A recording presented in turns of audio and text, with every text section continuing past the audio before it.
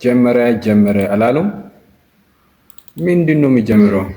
ጀመረ ምንድነው የጀመረው? አርስዬ ዋንጫ የሚበላበት፣ ሻሽቱ የምታሸረግድበት፣ ከስር የምታጎበድድበት፣ ቼላው ሃንግ የሚያረግበት፣ ሻሽን ባክ ቱ ባክ የምንለጠልጥበት። መለጥለጥ ነው የሚባለው ለነሱ ሲሆን ቀየር ይላል፣ መለጥለጥ ይሆናል። ለሌሎቹ ማሸነፍ ነው፣ ለነሱ መለጥለጥ ነው የሚሆነው። የዕለት ተዕለት ተግባራቸው ስለሆነ። አዎ ስፐርስ ደግሞ ከወራጅ ቀጠና ጋር የምትታገልበት እሷን የለችም። እሷ የፈላው የየየ ዘመን ያ ሰይጣን እኮ ለቀቀ።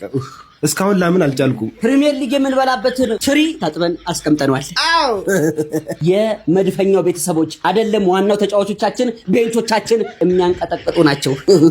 የቋጠሮ ጥሪ ይድረስ ለመላው የፕሪሚየር ሊግ ደጋፊዎች።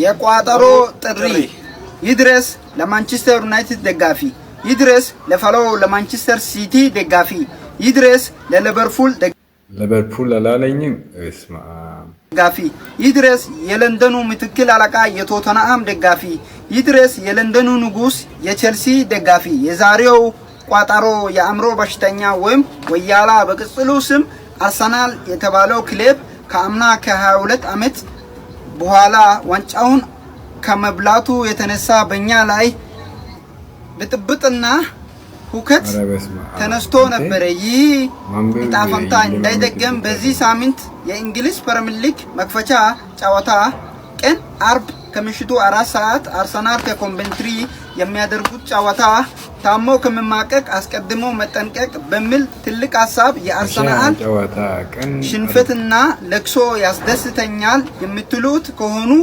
አርሰናል በኮቨንትሪ 2-0 እንዲሸነፍ ይሸነፍን በቃ ለምን አታውም? አይ ማይሸነፈውን እንደ ገብተናል። ተናፋቂና ተወዳጁ የእንግሊዝ ፕሪሚየር ሊግ ዛሬ ማታ በአርሰናልና በኮቨንተሪ ሲቲ የሚጀምር ይሆናል ማለት ነው።